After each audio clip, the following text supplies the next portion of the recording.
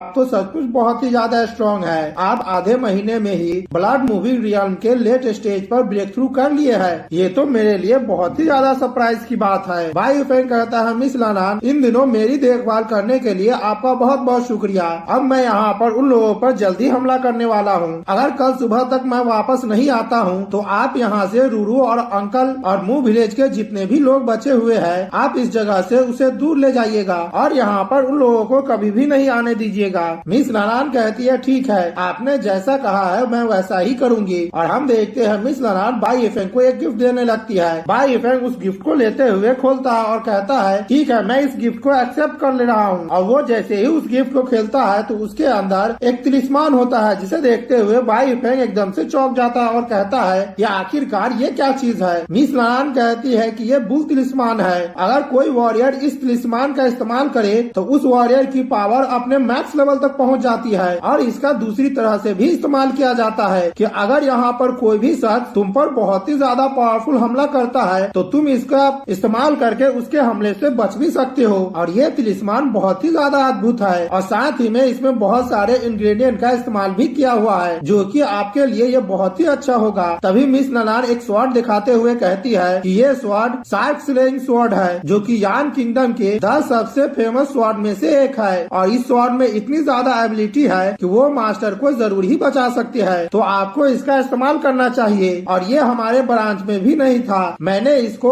Specially दूसरे branch से आपके लिए मंगाया है और मैं आशा करती हूँ कि आप इसका जरूर ही इस्तेमाल करेंगे। बाई फेंग उस स्वॉर्ड को लेते हुए कहता है, मिस लानान, इस सब के लिए आपका बहुत बहुत शुक्रिया, मैं इसके बदले में आपका पैसा जरूर ही लौटाऊंगा। मिस लानान कहती है, इसकी कोई भी जरूरत नहीं है। बाई फेंग उन विलेजरों से बाई चांस मिले थे और बाई फेंग और मिस्टर बाई उनके लिए अब अपनी जिंदगी को भी रिस्क में डालना चाहते हैं। मुझे तो ऐसा लगता है कि मिस्टर बाई फेंग बहुत ही ज्यादा अच्छे हैं, इसीलिए मैं आपको बहुत ही ज्यादा एडमायर करती हूँ और साथ ही में इसीलिए मैं आपकी मदद भी कर रही हूँ। और मैं आशा करती हूँ कि यंग मास्टर बाई जल्द से अपने काम को खत्म करके घर वापस लौट जाएंगे। बाई फेंग जाते हुए कहने लगता है, मिस लानान, आपका इसके लिए बहुत बहुत शुक्रिया। मैं बाई फेंग हूँ और आपके इस एहसान को हमेशा ही याद रखूंगा। अगला सीन हम लिन मेंशन का देखते हैं, जहाँ पर बहुत सारे गार्ड पहरा दे रहे होते हैं और हम देखते हैं बाई फेंग वहाँ पर पहुँच जाता और कहता है, तो यही है वो जगह जहाँ से मुझे अपना काम करना है। वहाँ का गार्ड जैसे ही बाई फेंग को देखता है तो वो उस पर चिल्लाने लगता है और कहता है कि तुम कौन हो, ये लिन फैमिली का पैलेस है और यहाँ पर कोई भी ऐसे नहीं आ सकता है। वे लोग इतना कह ही रहे होते हैं, तभी हम बाई फेंग को देखते हैं, वो अपने पावर को एक्टिवेट कर लेता है और सारे गार्ड के पास तुरंत ही जाने लगता है। और हम देखते हैं वो जैसे ही उन सारे गार्ड के पास से गुजरता है तो उनका स्पीड इतना ज्यादा तेज होता है कि वहाँ पर वो सारे गार्ड पर हमला कर चुका होता है और सारे गार्ड अब मर रहे होते हैं। बाई फेंग गुस्सा से कहता है, मैं वो पर्सन हूँ जो तुम्हारे यहाँ पर जानने वाले जिंदगी को खत्म कर रहा हूँ और अभी से मेरा बदला शुरू होता है। और ये कहते हुए वो मेंशन के अंदर जाने लगता है। अगला सीन हम लिन फैमिली के अंदर का देखते हैं, जहाँ पर लिन युकाई कहता है, डैड आप चिंता मत कीजिए, मैं जैसे ही यहाँ पर मिस लैन से शादी कर लूंगा तब मुझे यहाँ पर बहुत ही ज्यादा फायदा होगा। उसके डैड कहते हैं, ठीक है। लिन युकाई डेविल से स्माइल देते हुए कहता है, एक बार अगर मेरी शादी सिटी लॉर्ड मेंशन के अंदर हो जाती है तो लिनियन सिटी में हम लोगों को कोई भी दिक्कत नहीं होगी और हम लिनियन सिटी में बहुत ही ज्यादा फेमस हो जाएंगे और भविष्य में हम लोग और भी ज्यादा पैसा बना सकते हैं। ये सुनकर उसके डैड जोर जोर से हंसने लगते हैं और यहाँ पर हमें लिन युकाई के डैड से इंट्रोड्यूस कराया जाता है, जिसका नाम लिन डाफू होता है और वो लिन फैमिली का मास्टर होता है। लिन डाफू हंसते हुए कहता है, जैसा कि मैंने अपने बेटे से उम्मीद किया था, वो तो यहाँ पर बहुत ही ज्यादा चालाक है। और ये कहते हुए वो जोर जोर से हंस रहा होता है। तभी वहाँ पर बाहर से आवाज आने लगती है, जिसे देखकर लिन डाफू और लिन युकाई एकदम से चौंक जाता है और कहता है, ये बाहर में किस तरह की आवाज आ रही है। तभी हम एक गार्ड को देखते हैं जो सीधा हॉल में आकर गिरता है और वो वहाँ पर जोर जोर से चिल्लाने लगता है, जिसे देखकर लिन डाफू और लिन युकाई एकदम से शॉक्ड हो जाता है। लिन युकाई कहता है, आखिरकार कौन है वो, तुम जल्दी से बाहर आ जाओ, तुम्हारी इतनी हिम्मत हुई कि तुम मेरे लिन फैमिली में आकर यहाँ पर मुसीबत खड़ी करो। हम देखते हैं बाई फेंग अंदर आ जाता है और कहता है, मिस्टर लिन, हम लोग फिर से मिल गए हैं। लिन युकाई जैसे ही बाई फेंग को देखता है तो वो एकदम से शॉक्ड हो जाता है और कहता है, क्या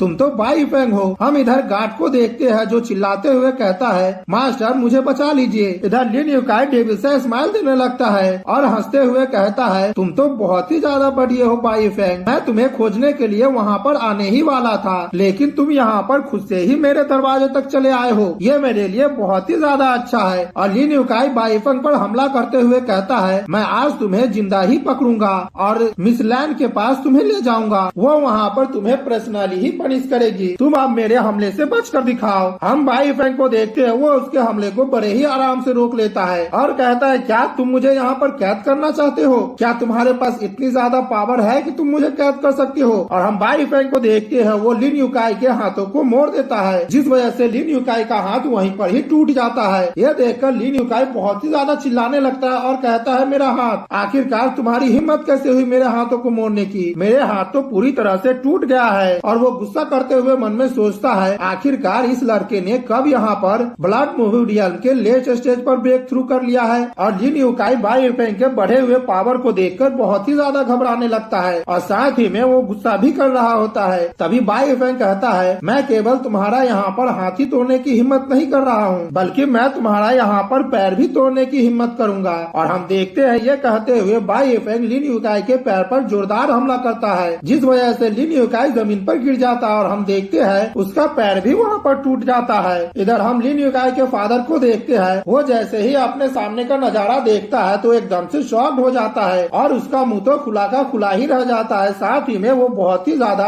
घबराने लगता है। तभी लिन यूकाई चिल्लाते हुए कहता है, डैड आप यहाँ से भाग जाइए और जाकर सिटी लॉर्ड को खोजिए। लिन यूकाई का फादर वहाँ से भागते हुए कहता है, ठीक है बेटे, तुम यहाँ पर कुछ देर तक रुको, मैं जरूर ही सिटी लॉर्ड को लेकर यहाँ पर जल्दी से आता हूँ। लिन यूकाई के डैड को भागता हुआ देख बाई फेंग जल्दी से उसके सामने आ जाता है और कहता है कि आखिरकार तुम यहाँ से भागना चाहते हो, लेकिन मैं तुम्हें यहाँ पर बिल्कुल भी भागने नहीं दूंगा। और हम देखते हैं एक ही हाथ से वो उसके गर्दन से उठा देता है उसे और कहता है कि आज कोई भी तुम्हें यहाँ पर नहीं बचाने वाला है। लिन यूकाई के डैड घबराते हुए कहता है, तुम हम लोगों को यहाँ पर नहीं मार सकते हो। बाई फेंग गुस्से से कहता है, क्यों? क्या तुम मुझे बता सकते हो कि आखिरकार मैं तुम्हें क्यों नहीं मार सकता हूँ? तभी लिन यूकाई का डैड कहता है, मूव विलेजर के साथ जो भी हुआ है और उन लोगों के साथ मैंने और मेरे बेटे ने जो भी किया है वो सिटी लॉर्ड के ऑर्डर के द्वारा किया गया है। अगर तुम मुझे यहाँ पर मारोगे तो सिटी लॉर्ड तुम्हें बिल्कुल भी नहीं छोड़ने वाले हैं और तुम यहाँ से बिल्कुल भी बचकर नहीं जाओगे। ये सुनकर बाई फेंग कहता, ओह क्या तुम्हें ऐसा लगता है कि मैं सिटी लॉर्ड से डरता हूँ? तभी लिन यूकाई कहता, हाँ मेरे पिता बिल्कुल ही सही कह रहे हैं। मिस लैन और मैं पहले ही हम दोनों का एंगेजमेंट हो गया है और मैं सिटी लॉर्ड के सन इन लॉ कहलाता हूँ। अगर तुम हम लोगों के साथ कुछ करोगे तो सिटी लॉर्ड तुम्हें बिल्कुल भी नहीं छोड़ेंगे। लेकिन हम बाई फेंग को देखते हैं, वो लिन यूकाई की बातों पर ध्यान भी नहीं देता है और लिन यूकाई का डैड का गर्दन वहीं पर ही तोड़ देता है और इसी के साथ लिन यूकाई का डैड वहीं पर ही मारा जाता है। ये देखकर लिन यूकाई एकदम से शॉक्ड हो जाता है और चिल्लाने लगता है, फादर आपको क्या हुआ है? और साथ ही में डर की वजह से उसका मुंह खुला का खुला ही रह जाता है। बाई फेंग डरावना सा लुक देते हुए कहता है, तुम मुझे यहाँ पर सिटी लॉर्ड के नाम पर धमकाना चाहते हो? मैं तुम लोगों को यहाँ पर थोड़ा भी बख्शने वाला नहीं हूँ। तो ये देखकर लिन यूकाई बहुत ही ज्यादा घबराने लगता है और हम देखते हैं अब उसका पूरा शरीर डर के कारण कांपने लगता है और वो घबराते हुए कहता है, तुमने तो सचमुच मेरे फादर को मार डाला है। और वो बाई फेंग से माफी मांगते हुए कहता है, बाई फेंग तुम मुझे मत मारो, मेरे पास जितना भी है मैं सभी तुम्हें दे दूंगा, यहाँ तक कि पूरा लिन फैमिली मैं तुम्हें दे दूंगा,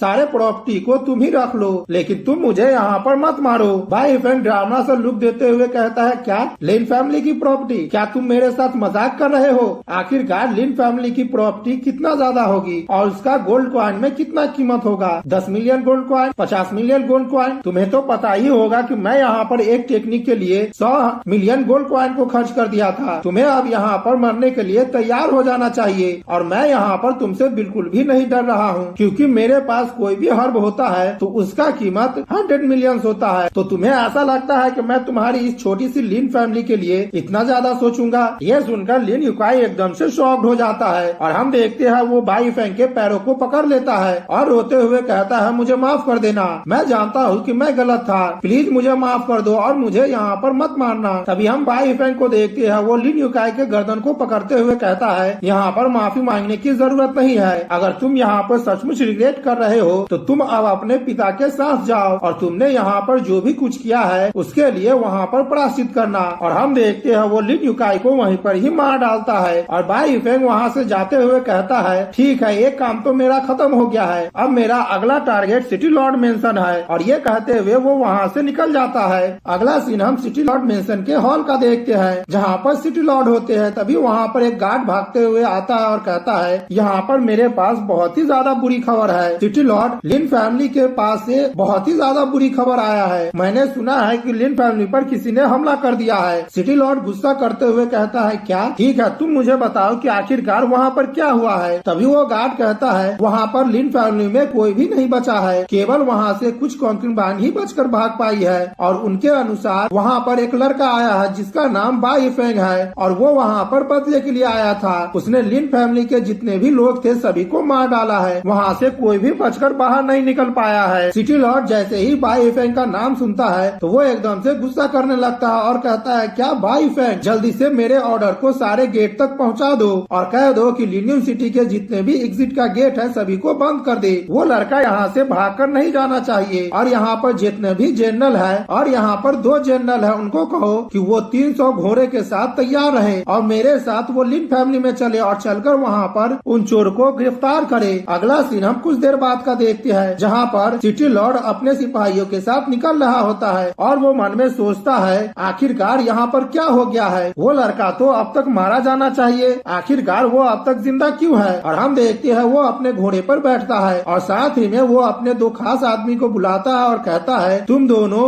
सिटी लॉर्ड मेंशन में ही रुको और यहाँ पर जो एल्डेस्ट लेडी है तुम उसे प्रोटेक्ट करना।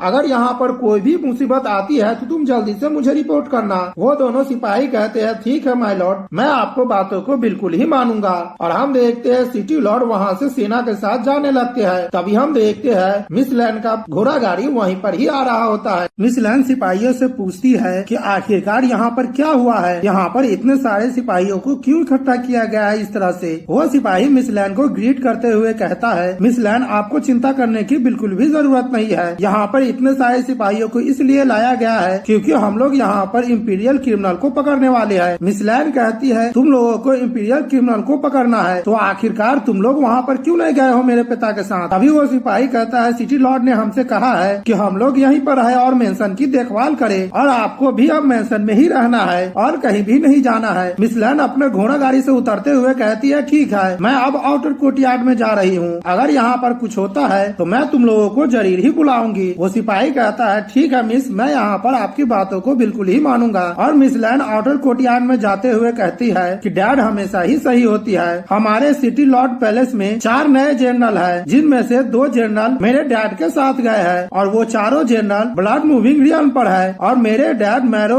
वॉशिंग रियल्म पर है, जो कि बहुत ही ज्यादा पावरफुल है और उन्हें कोई भी नहीं हरा सकता है। और मिस लैन डेविड से स्माइल देते हुए कहता है, अगर यहाँ पर कोई भी इतनी हिम्मत करेगा कि वो मेरे सिटी पैलेस पर हमला करे तो मुझे डर लग रहा है कि यहाँ पर इतना ज्यादा सिपाही है कि वो यहाँ से बिल्कुल ही बचकर नहीं जा पाएगा और इतने सिपाही को देखकर कोई हिम्मत भी नहीं करेगा कि वो यहाँ पर आ सके। और हम मिस लिन को देखते हैं, वो अपने कपड़े के सेट के पास पहुँच जाती है और कहती है, मिस, मैं यहाँ पर आपको रेस्ट करने के लिए सब चीज को तैयार कर दिया हूँ, आप यहाँ पर अपने कपड़े को चुन लीजिए जो आज आप पहनना चाहती है। मेड की बात सुनकर मिस लिन एकदम से चौंक जाती है और हम देखते हैं वो वहाँ पर आईने के सामने बैठकर अपना मेकअप करने लगती है और वो रूरू का ड्रेस देखते हुए कहती है कि आखिरकार ये ड्रेस यहाँ पर क्या कर रही है। मेड घबराते हुए कहती है कि मिस्टर लिन ने मुझसे कहा था कि ये एक प्राइसलेस ट्रेजर है, इसीलिए मैंने सोचा कि आपको अच्छा लगेगा, इसीलिए मैं आपके लिए यहाँ पर ले आई। तभी मिस लैन गुस्सा करते हुए कहती है, ये उस कमीनी लड़की रूरू का कपड़ा है और उसकी इतनी भी हैसियत नहीं है कि वो मेरे जूतों को भी लीक कर सके, तो आखिरकार उसका कपड़ा इतना ज्यादा अच्छा कैसे हो सकता है। और उस कमीने लुकाई की इतनी हिम्मत हुई वो यहाँ पर इस कचरे सामान को ट्रेजर कहे, तुम जल्दी से इसे उठाकर फेंक दो। जब भी मैं इसे देखती हूँ तो मुझे बहुत ही ज्यादा अजीब लगती है। वो मेड कहती है, ठीक है मिस, मैं अभी ही ये कर देता हूँ। हम मिस लैन को देखते हैं, वो गुस्सा करते हुए कहती है कि मैं जैसे ही मूव विलेज के बारे में सोचती हूँ तो उसके सोचने भर से मेरा मेंटल कंडीशन पूरी तरह से बिगड़ जाता है। और रही उस बाई इफेन की बात, तो उसने यहाँ पर मेरे असेंशन हेवनली ऑर्डर को चुराने की कोशिश की है। अगर मैं उससे दोबारा मिलूंगी तो मैं उसके सर को 2 टुकड़े में काट दूंगी और फिर उसके सर को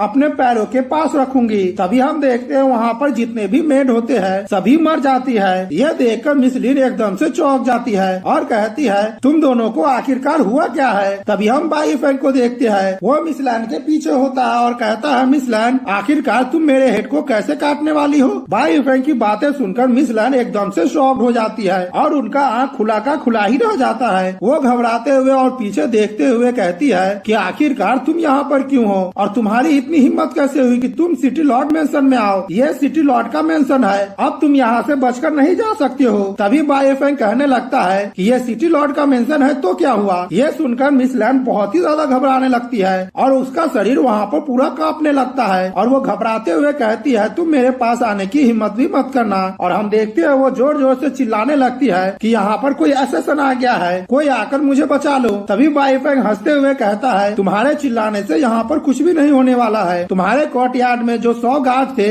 और जो मूविंग ब्लड रियल्म का जनरल था उन सबको मैंने पहले ही मार डाला है। और तभी हम सिटी लॉर्ड मेंशन के कोर्टयार्ड का सीन देखते हैं जहाँ पर बहुत सारे सिपाही मरे हुए होते हैं और वहाँ का मंजर बहुत ही ज्यादा भयावह दिख रहा होता है। मिस लिन जैसे ही बाई फेंग का बात सुनता है तो वो एकदम से शॉक्ड हो जाती है और वो घबराते हुए मन में सोचती है बाई फेंग ने यहाँ पर 2 ब्लड मूविंग रियल्म के कल्टीवेटर को खुद से मार दिया है और अगर मैं यहाँ के सिचुएशन को देखूं तो यहाँ पर उसने एक ही हमले में मार दिया होगा और मैंने यहाँ पर कोई आवाज भी नहीं सुना है। ये कहते हुए मिस लिन बहुत ही ज्यादा घबरा रही होती है। तभी बाई फेंग गुस्से से और अपने स्वर्ण निकालते हुए कहता है मिस लैन जिनार तुम तो जानती ही होगी कि मैं यहाँ पर क्यों आया हूँ। मैंने तुमसे पहले ही कहा था और तुम्हें चेतावनी भी दी थी कि तुम्हें मेरे साथ नहीं उलझना चाहिए। और बाई अपने स्वॉर्ड को निकालकर मिस लैन के गर्दन पर रख देता है। यह देखकर मिस लैन एकदम से चौंक जाती है और बाई फेंग कहता है तुमने और लिन युकाई ने मू विलेज को पूरी तरह से तबाह कर दिया है। लिन युकाई को तो मैंने यहाँ पर मार दिया है, अब यहाँ पर मरने की बारी तुम्हारी है। हम मिस लैन को देखते हैं वो घबराते हुए अपने घुटनों पर चली आती है और कहने लगती है बाई फेंग प्लीज मुझे यहाँ से जाने दो, मैं अभी 18 साल की ही हूँ और मैं यहाँ पर मरना नहीं चाहती हूँ। तुम मुझे यहाँ पर मत मारो, तुम मेरे साथ जो भी करना चाहते हो वो कर सकते हो। तभी बाई फेंग गुस्से से कहता है कि रूरू केवल 13 साल की है और मू विलेज में तुमने जो तबाही मचाई है उस वजह से बहुत सारे बच्चे जल गए हैं और बहुत सारे औरतों का रेप कर लिया गया है, तो तुम यहाँ पर इनोसेंट अब कैसे हुई। मिस लैन रोते हुए कहती है बाई फेंग मैं जानती हूँ कि मैं गलत थी, प्लीज मुझे मत मारो और मैं अभी भी वर्जिन हूँ। अगर तुम चाहो तो तुम मेरा इस्तेमाल कर सकती हो लेकिन प्लीज मुझे मत मारना। और हम देखते हैं ये कहते हुए मिस लैन अपने कपड़े को खोलने लगती है और साथ ही में वो रो भी रही होती है।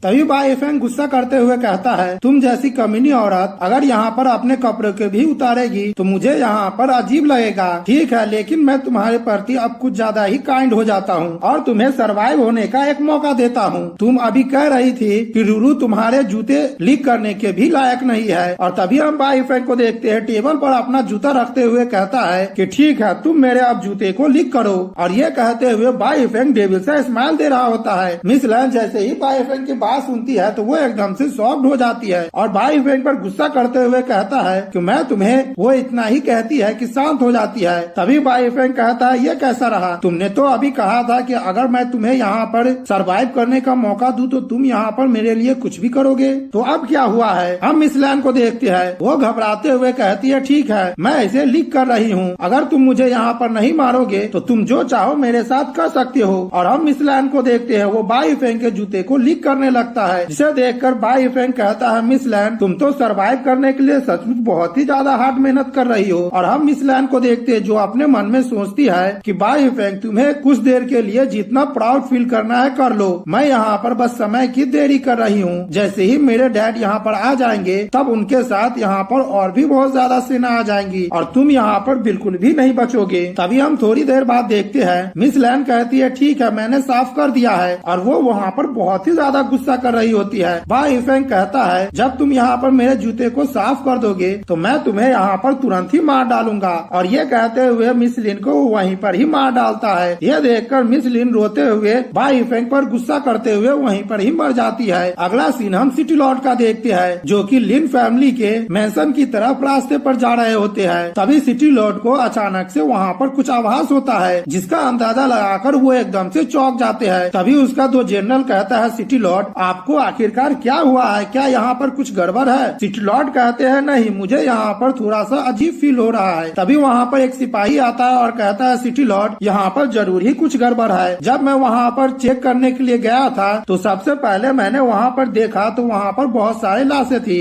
और जब मैं लिन फैमिली के मेंशन में गया तो वहाँ पर केवल गार्ड के ही लाशें थी और लिन डाफू और लिन युकाई का लाश वहाँ से मिसिंग है। सिटी लॉर्ड जैसे ही ये सुनता है तो वो एकदम से चौंक जाता है। वो कहता है क्या। तभी सिटी लॉर्ड अपने सेना को ऑर्डर देते हुए कहता नहीं, ये उस कमीने का प्लान था कि हम लोगों को वहाँ से वो बाहर निकाले और फिर वो वहाँ पर जाकर मेरी बेटी पर हमला करेगा। तो हम लोगों को अब जल्दी से वापस मेंशन में चलना चाहिए। और हम देखते हैं सारा सेना सिटी लॉर्ड मेंशन की तरफ जाने लगता है, लेकिन सिटी लॉर्ड वहाँ पर ज्यादा पावरफुल होता है, इसीलिए वो अपने पावर की वजह से सिटी मेंशन की तरफ सबसे पहले निकलता है और वो गुस्सा करते हुए कहता है, तुम कमीने बाई फैंग, अगर तुमने यहाँ पर मेरी बेटी पर एक उंगली भी उठाने की कोशिश की है तो मैं यहाँ पर सिटी लॉर्ड तुम्हारे पूरे खानदान को ही मार डालूंगा और इतना दर्दनाक तुम्हें मौत दूंगा कि कोई भी तुम्हें नहीं पहचान पाएगा। इधर हम देखते हैं उसका सेना पीछे ही छूट जाता है और दो जनरल में से एक जनरल कहता है, यहाँ पर क्या हुआ है? दूसरा शख्स कहता है कि हम लोगों को नहीं पता है, हम लोगों को अपने सेना को पूरा को इकट्ठा करना चाहिए जल्दी से और जल्दी से मेंशन की तरफ जाना चाहिए। उसका बाकी जितना भी सेना होता है वो कहता है, ठीक है, हम लोगों को अब ऐसा ही करना है और सभी लोग वहाँ पर जल्दी जल्दी आगे बढ़ने लगते हैं। अगला सीन हम सिटी लॉर्ड को देखते हैं, जो कि सिटी लॉर्ड मेंशन के पास पहुँच गया होता है और वो वहाँ के दरवाजे पर देखता है तो देखकर एकदम से शॉक्ड हो जाता है और साथ ही में घबराने लगता है। हम देखते हैं वहाँ पर मिस लैन लिन डुका और लिन युकाई का बॉडी टंगा हुआ होता है, जिसे देखकर सिटी लॉर्ड बहुत ही ज्यादा गुस्सा करने लगते हैं और साथ ही में अपनी बेटी को याद भी करने लगते हैं। तभी हम वहीं पर बाई फैंग को देखते हैं बगल में। वो सिटी लॉर्ड को देखते हुए कहता है कि आखिरकार तुम यहाँ पर आ ही गए हो। बाई फैंग को देखकर सिटी लॉर्ड बहुत ही ज्यादा गुस्सा करने लगते हैं और कहते हैं कि बाई फैंग, मैं आज तुम्हें बिल्कुल ही नहीं छोड़ूंगा।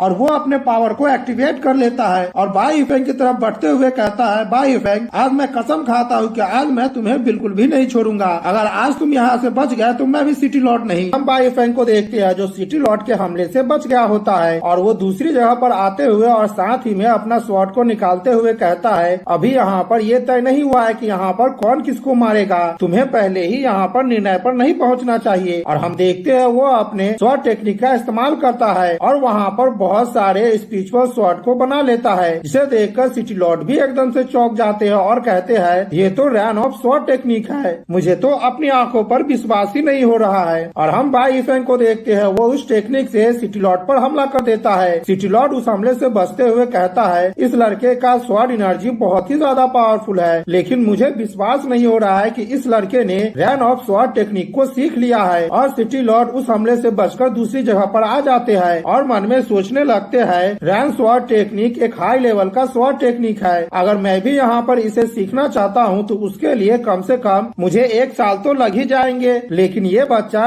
अचानक से 2 महीने तक कहीं गायब हो गया था और जब मैं इससे लड़ रहा हूँ तो मुझे ऐसा लगता है कि ये लड़का ब्लड मूविंग रियल्म के पीक स्टेज तक पहुँच गया है और साथ ही में इसने यहाँ पर बहुत सारे टेक्निक को भी सीख लिया है, जो कि मुझे बहुत ही ज्यादा आश्चर्य कर रहा है। तभी बाई फैंग कहता है, तुम बूढ़े शख्स, मुझे ऐसा लगता है कि तुम्हारे पास कुछ पावर है, लेकिन तुम यहाँ पर लगातार ही डिफेंस कर रहे हो। बाई फैंग की बातें सुनकर सिटी लॉर्ड बहुत ही ज्यादा गुस्सा करने लगता है और वो अपने पावर को एक्टिवेट करते हुए कहता है, ओह, तो अब मुझे पता चला है कि तुमने मेरे इतने सारे वॉरियर को कैसे मार दिया है। तुम्हारे वजह से मुझे आज बहुत ही ज्यादा नुकसान हुआ है, लेकिन अगर तुम मुझसे फाइट करते हो तो आज मैं तुम्हें नहीं छोड़ने वाला हूँ। मैं यहाँ पर मैरो क्लीनिंग सीरियल पर हूँ और तुम्हें तो ये भी नहीं पता है कि तुम्हें कहाँ फाइट करना चाहिए और कहाँ नहीं करना चाहिए। तुम यहाँ पर आज बिल्कुल भी बचकर नहीं जाओगे। तभी हम बाई फैंग को देखते हैं, वो सिटी लॉर्ड की बातें सुनकर मुस्कुराने लगता है और अपने हवेली रेन स्वॉर्ड टेक्निक के सेकेंड फॉर्म का इस्तेमाल करता है। और बाई फैंग जैसे ही अपने हवेली स्वॉर्ड टेक्निक का सेकेंड फॉर्म का इस्तेमाल करता है कि तो हम देखते हैं आसमान में बहुत सारे स्पिरिचुअल स्वॉर्ड बन जाते हैं। यह देखकर सिटी लॉर्ड एकदम से शॉक्ड हो जाता है और उसका मुंह खुला का खुला ही रह जाता है और कहता है कि आखिरकार ये क्या है, मुझे तो अपनी आंखों पर विश्वास ही नहीं हो रहा है। वो वहाँ पर आगे कुछ और बोल पाता तभी हम देखते हैं बाई फैंग अपने स्वॉर्ड टेक्निक से उस पर हमला कर देता है, जिस वजह से सिटी लॉर्ड को बहुत ही ज्यादा दिक्कत होने लगती है। तभी हम देखते हैं एक स्वॉर्ड सिटी लॉर्ड के आंख के पास पहुँच पाती उससे पहले सिटी लॉर्ड अपने शील्ड को एक्टिवेट कर लेते हैं और हम देखते हैं जितने भी स्पिरिचुअल स्वॉर्ड होते हैं उससे टकराते हुए सारे स्वॉर्ड टूट जाते हैं। बाई फैंग जैसे ही उस शील्ड को देखता है तो वो एकदम से चौंक जाता है और कहता है, ये तो एक मैजिकल ट्रेजर है। और हमें पता चलता है कि सिटी लॉर्ड ने वो शील्ड अपने मैजिकल रिंग के द्वारा बनाया होता है, जिसके अंदर से पल पर ठंडक निकल रही होती है। और सिटी लॉर्ड कहते हैं, ठीक है, मैं आज तुम्हें दिखाता हूँ कि असली पावर किसे कहते हैं। और वो अपने रिंग के पावर को एक्टिवेट करते हैं और उसके अंदर से बहुत सारा स्पिरिचुअल पर्पल ठंडक निकलता है और बाई फैंग के जितने भी भी स्पिरिचुअल स्वॉर्ड होते हैं सभी को बर्बाद कर देता है। ये करते हुए सिटी लॉर्ड जोर जोर से हंसने लगते हैं। इधर हम बाई फेंग को देखते हैं, अपने हमले को नाकाम होता हुआ देख वो अब सीरियस होने लगता है और घबराते हुए कहता है, क्या इसके पास सचमुच मैजिकल वेपन है? मुझे तो यकीन ही नहीं हो रहा है। हम सिटी लॉर्ड को देखते हैं, वो कहता है, तुम छोटे कमीने लड़के, तुमने यहाँ पर मुझे इतना ज्यादा फोर्स कर दिया है कि मैं अपने मैजिकल वेपन को इस्तेमाल करूँ, लेकिन मुझे एक बात तो माननी होगी कि तुम बहुत ही ज्यादा पावरफुल हो और तुम मेरे हाथों से मरना बिल्कुल ही डिजर्व करते हो। और वो अपने रिंग के पावर को एक्टिवेट करते हुए कहता है कि ठीक है, अब तुम नर्क में जाओ। और हम देखते हैं सिटी लॉर्ड के रिंग के अंदर से पर्पल थंडर लाइट निकलने लगती है और वो लाइट सीधा ही बाई फेंग की तरफ बढ़ने लगता है। ये देखकर बाई फेंग भी एकदम से चौंक जाता है और हम देखते हैं उस थंडर लाइटनिंग से बाई फेंग डॉज करने लगता है। तभी सिटी लॉर्ड अपने रिंग से उस पर दोबारा हमला करते हुए कहता है, कमीने लड़के, आखिरकार तुम कहाँ भाग कर जाना चाहते हो? और ये कहते हुए वो हमला कर देते हैं। वो हमला जैसे ही बाई फेंग के पास आता है, ये देखकर बाई फेंग मन में सोचता है, मैं इस हमले से नहीं बच पाऊंगा, और वो थंडर लाइट सीधे जाकर बाई फेंग को लग जाता है। ये देखकर सिटी लॉर्ड बहुत ही ज्यादा खुश होने लगते हैं और कहते हैं, तुम कमीने लड़के, अब तुम कहाँ भाग कर जाओगे? तुम जहाँ भाग सकते हो दोबारा भाग कर दिखाओ। हम देखते हैं वहाँ से जैसे ही धुआं हटता है तो बाई फेंग वहाँ पर खड़ा होता है और उसे उस हमले से कुछ भी नहीं हुआ होता है। ये देखकर सिटी लॉर्ड एकदम से शॉक्ड हो जाते हैं और कहते हैं कि आखिरकार यहाँ पर क्या हुआ है? इसे तो मेरे हमले से एक खरोंच भी नहीं आया है। और हम देखते हैं बाई फेंग के चारों तरफ सील लग गया होता है और बाई फेंग कहता है, सिटी लॉर्ड, मुझे ऐसा लगता है कि तुम्हारे पास जो थंडर का पावर है वो उतना ज्यादा अच्छा भी नहीं है। और बाई फेंग मन में सोचता है, सिटी लॉर्ड ने यहाँ पर जो मुझ पर हमला किया है अपने थंडर पावर से, और यहाँ पर ये सील मैंने तिलिस्मान के द्वारा बनाया है जो मिस लालान ने मुझे गिफ्ट के तौर पर दी थी। ये तो मेरे लिए बहुत ही ज्यादा उपयोगी साबित हुआ है। मैं यहाँ पर अब दूसरा तिलिस्मान का इस्तेमाल करने वाला हूँ। और वो कहते हुए उस तिलिस्मान को वो भी एक्टिवेट कर देता है जो कि एक बुल तिलिस्मान होता है। और बाई फेंग जैसे ही बुल तिलिस्मान का इस्तेमाल करता है कि उसका पावर बहुत ही ज्यादा बढ़ जाता है। यह देखकर सिटी लॉर्ड एकदम से शॉक्ड हो जाते हैं और घबराते हुए कहते हैं, क्या ये तो बुल तिलिस्मान है? तुम्हारे पास एक्चुअली में ये तिलिस्मान है? सिटी लॉर्ड इतना कह ही रहे होते हैं तभी हम बाई फेंग को देखते हैं, वो अपने हवेली रेनिंग स्वॉर्ड टेक्निक को एक्टिवेट कर लेता है जो कि उस स्वॉर्ड टेक्निक का तीसरा फॉर्म होता है और वो सिटी लॉर्ड पर हमला करने के लिए आगे की तरफ बढ़ता है। और हम देखते हैं बुल तिलिस्मान इस्तेमाल करने की वजह से उसका पावर बहुत ही ज्यादा बढ़ गया होता है। इधर हम सिटी लॉर्ड को देखते हैं, वो अपने मैजिकल रिंग के पावर को और भी ज्यादा बढ़ा देता है और कहता है, कमीने लड़के, मैं भी तुमसे यहाँ पर अंत तक फाइट करूंगा।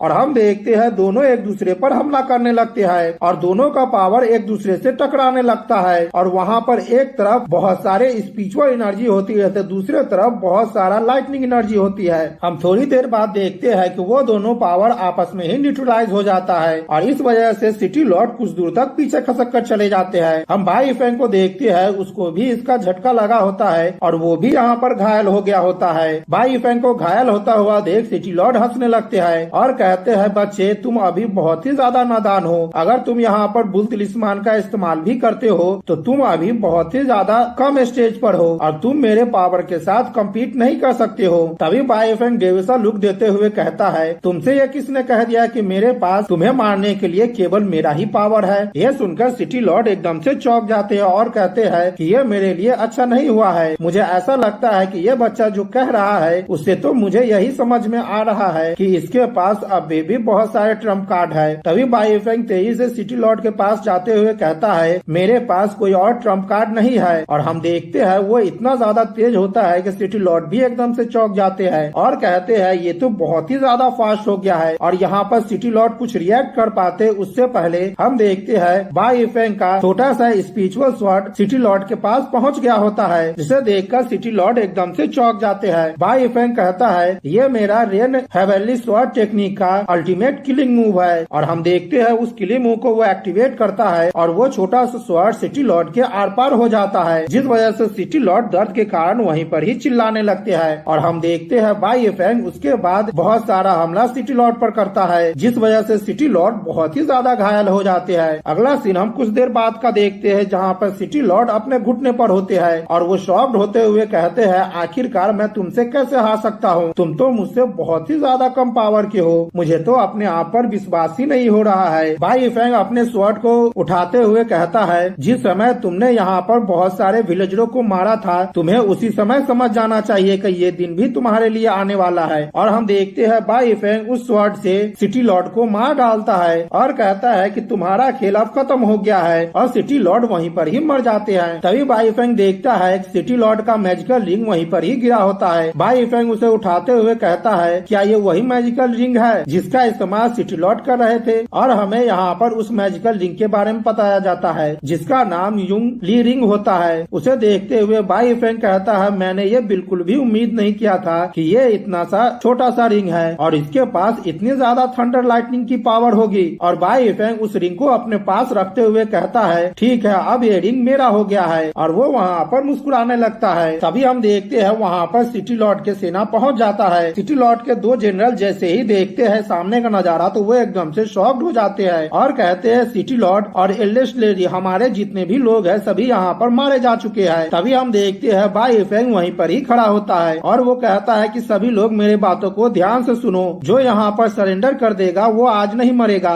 और इनमें से जिन सिपाहियों ने विलेजर को मारा है मैं उसे किसी भी तरह का मर्सी नहीं दिखाने वाला हूँ। और ये कहते हुए बाई फेंग ड्रावना सा लुक दे रहा होता है। बाई फेंग का ड्रावना लुक जैसे ही सारे सोल्जर्स देखते हैं तो वो एकदम से घबराने लगते हैं और उनका पसीना भी छूटने लगता है और वे लोग घबराते हुए कहते हैं कि आखिरकार ये सब कैसे हो गया है। अगला सीन हम सीक्रेट पवेलियन का देखते हैं जहाँ पर मिस लनान और वो डॉक्टर बैठे हुए होते हैं। मिस लनान घबराते हुए कहती है यहाँ पर बहुत ही ज्यादा समय हो गया है और मुझे नहीं पता है कि बाई फेंग कैसा है और वहाँ का सिचुएशन क्या है। तभी हम देखते हैं वहाँ पर एक गार्ड भागते हुए आता है और कहता है मिस लनान यहाँ पर बहुत ही ज्यादा कुछ बड़ा हो गया है। तभी मिस लनान कहती है तुम्हें क्या हो गया है, तुम इतने ज्यादा घबराए हुए क्यों हो, क्या यहाँ पर बाई फेंग को कुछ हो गया है? तभी वो गार्ड कहता है हमारे लोगों ने यहाँ पर न्यूज भेजा है कि लिन डाफू और लिन यूकाई साथ ही में लिन फैमिली के जितने भी मेंबर थे सभी लोग बुरी तरह से मारे जा चुके हैं, और उसके साथ सिटी लॉर्ड और मिस लैन और उनके जो 4 जनरल थे वो पूरी तरह से मारे जा चुके हैं। यहाँ तक कि सिटी लॉर्ड मेंशन भी पूरे तरह से जल गया है और वो सब केवल एक ही रात में हुआ है। मुझे तो अपने आंखों पर विश्वास ही नहीं हो रहा था। आखिरकार कौन है ऐसा पावरफुल शख्स जो एक रात में इतनी ज्यादा तबाही कर सकता है। इधर हम मिस लनान को देखते हैं, वो अपने गार्ड की बातें सुनकर अब बहुत ही ज्यादा शांत हो गई होती है और मन में सोचती है ऊपर वाले ने मेरी बातों को सुन लिया है, आखिरकार उसने कर ही दिखाया है जो उसने कहा था। और ये सोचते हुए मिस लनान वहाँ पर बेहोश होने लगती है। वो डॉक्टर उसे पकड़ते हुए कहती है मिस लनान आप अपने आप पर ध्यान दीजिए। और डॉक्टर मन में सोचने लगता है सिटी लॉर्ड मेंशन में जो 4 जनरल थे वो ब्लड मूविंग रियल्म पर था, अगर उन चारों के पावर को भी मिला दिया जाए तो वे लोग मैरो क्लीनिंग रियल्म्स के मिड स्टेज के वॉरियर होंगे। और अगर मैं बाई फेंग की बात करूँ तो वो केवल फिजिकल बॉडी के इनर स्टेज पर ही था 2 महीने पहले, और यहाँ पर उसने 2 महीने बाद ब्रेक थ्रू कर लिया था। मुझे अब ऐसा लगता है कि लिनियन सिटी पूरे तरह से बदलने वाला है, पता नहीं आगे यहाँ पर क्या होगा।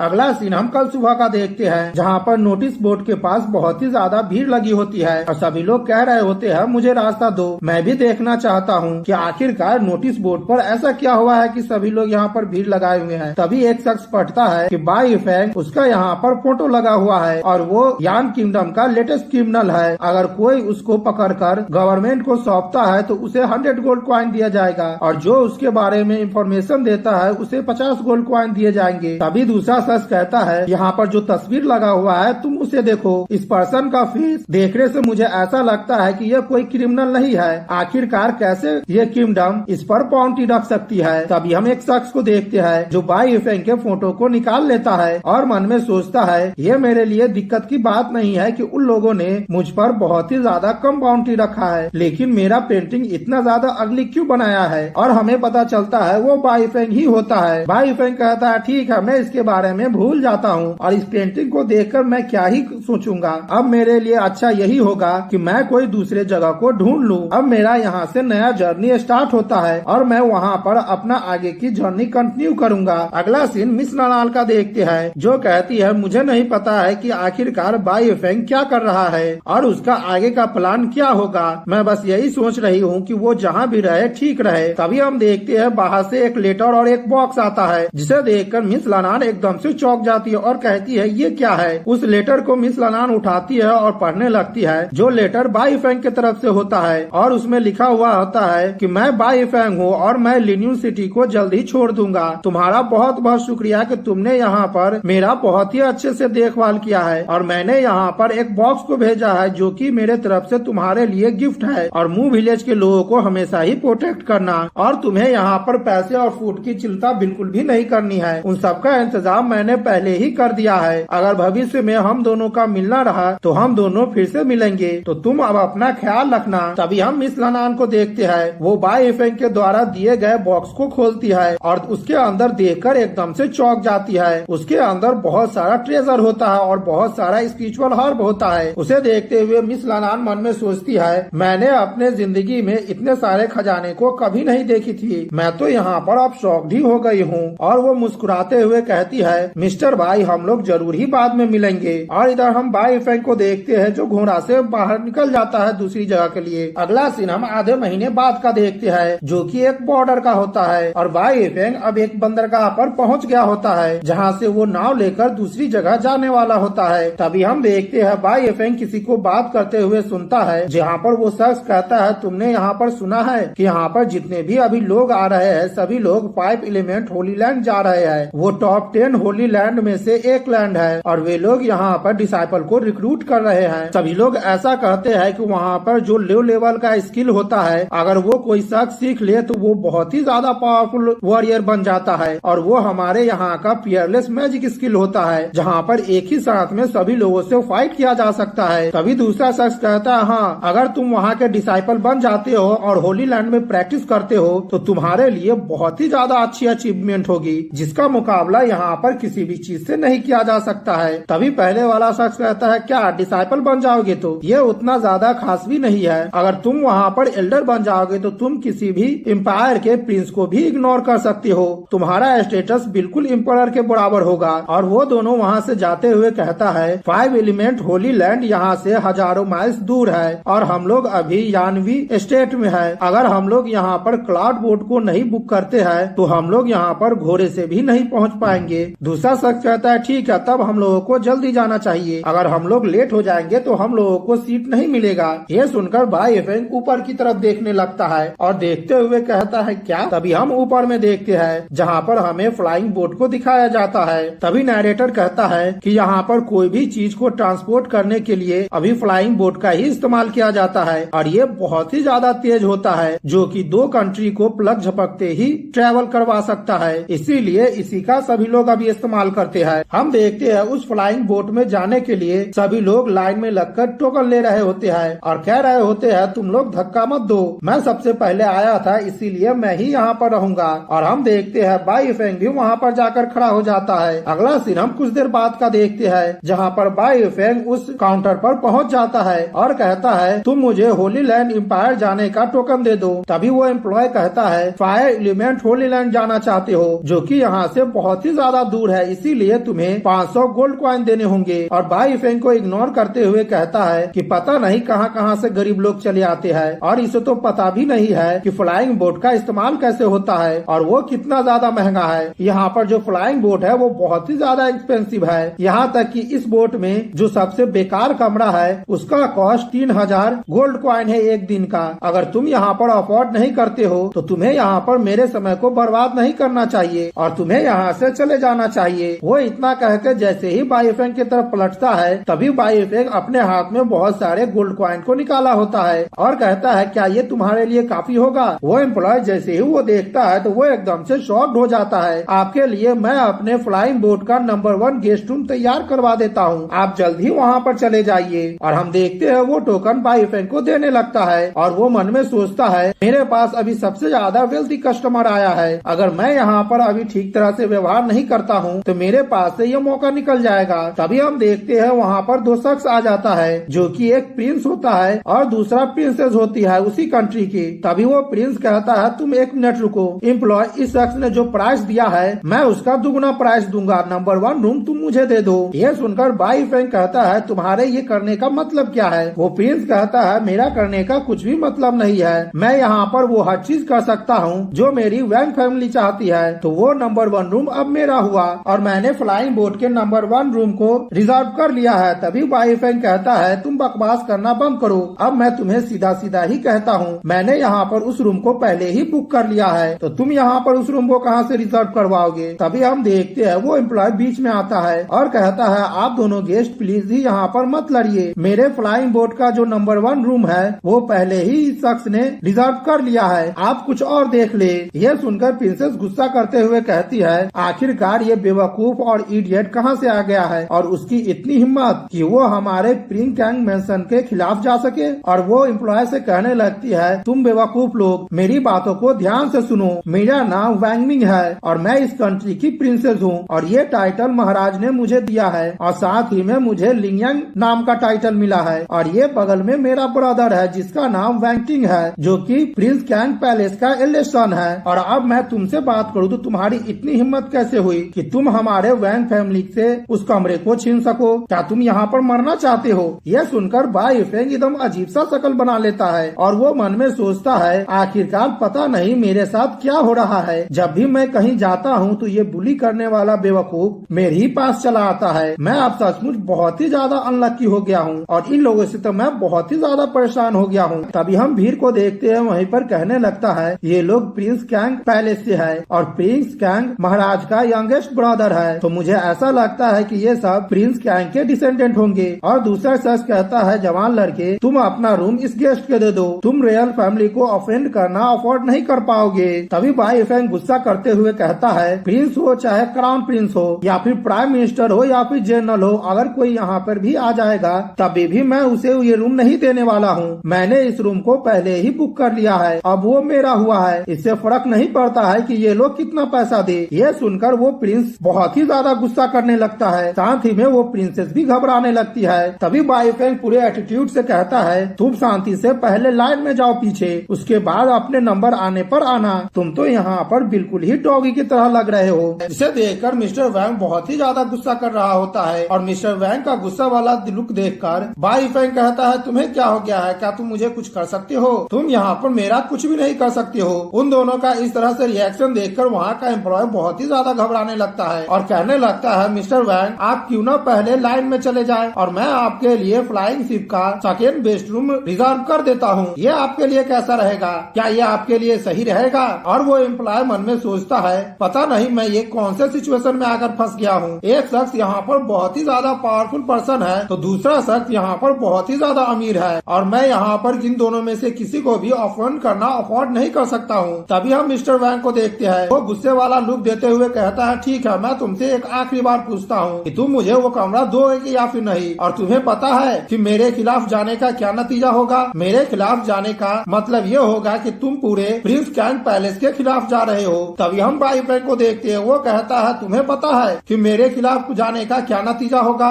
और मुझे ऑफेंड करने का नतीजा क्या होगा? यह सुनकर मिस्टर वैंग कहते हैं, ठीक है तुम्हारे पास कुछ ज्यादा ही हिम्मत है, तुम मुझे अब ब्लेम मत करना कि मैंने तुम्हें यहाँ पर चेतावनी नहीं दी है। तुम अपनी जिंदगी का सबसे खतरनाक दुश्मन बना रहे हो और जब तुम यहाँ से जाओगे तो तुम्हें पता भी नहीं चलेगा कि तुम कैसे मारे गए हो। तभी बाई फेंग अपना डरावना सा लुक देते हुए कहता है कि मैं तुम्हारे बातों से बिल्कुल ही एग्री हूँ और तुम्हारे सोच से भी एग्री हूँ, लेकिन ये कहना कुछ ज्यादा ही मुश्किल है कि यहाँ पर हम दोनों में से कौन बहुत ज्यादा खतरनाक है। और ये कहते हुए बाई फेंग अपने एनर्जी को रिलीज करने लगता है। यह देखकर मिस्टर वैंग बहुत ही ज्यादा गुस्सा करने लगता है और मन में सोचता है, मुझे इस लड़के से बहुत ही ज्यादा नफरत हो गई है। आखिरकार पता नहीं ये लड़का कहाँ से आया है, लेकिन इसके पास से मुझे बहुत ही ज्यादा पावरफुल एनर्जी महसूस हो रही है। अभी वो एम्प्लॉय कहता है, मेरे दोनों प्यारे गेस्ट, मेरा ये फ्लाइंग शिप यहाँ से निकलने वाला है तो आप लोगों को यहाँ पर देरी नहीं करनी चाहिए, आप लोगों को जल्दी से यहाँ पर कोई डिसीजन लेना है। तभी मिस्टर वैंग कहते हैं, ठीक है मैं इसे भूल जाता हूँ और मैं इस बेवकूफ के साथ और भी ज्यादा आर्ग्यू नहीं करना चाहता हूँ। और वो एम्प्लॉय से कहता है, मेरे लिए तुम इस फ्लाइंग शिप का सेकेंड बेस्ट रूम रिजर्व कर दो जल्दी से। यह देखकर प्रिंसेस बहुत ही ज्यादा गुस्सा करने लगती है और कहती है, ब्रदर आखिरकार आप ये कैसे कह सकते हैं? आपने तो कहा था कि आप इससे अच्छी तरह से डील कर लेंगे। मिस्टर वैंग कहता है, मैगर तुम एक अच्छी लड़की हो और तुम्हें मेरी बातों को बिल्कुल ही सुनना चाहिए और तुम्हें यहाँ पर एग्रेसिव बिल्कुल भी नहीं होना चाहिए। और जब मैं 5 एलिमेंट सिटी में जाऊंगा तो तुम्हारे लिए और भी ज्यादा बहुत सारा महंगा कपड़े को खरीद दूंगा, तो तुम्हें यहाँ पर गुस्से करने की बिल्कुल भी जरूरत नहीं है। तभी वो एम्प्लॉय कहता है, ठीक है सर, मैं आपके लिए अभी ही रूम नंबर 2 बुक कर देता हूँ जो कि अब से आपके लिए होगा। और वो मन में सोचता है, तुम बहुत ही अच्छे बच्चे हो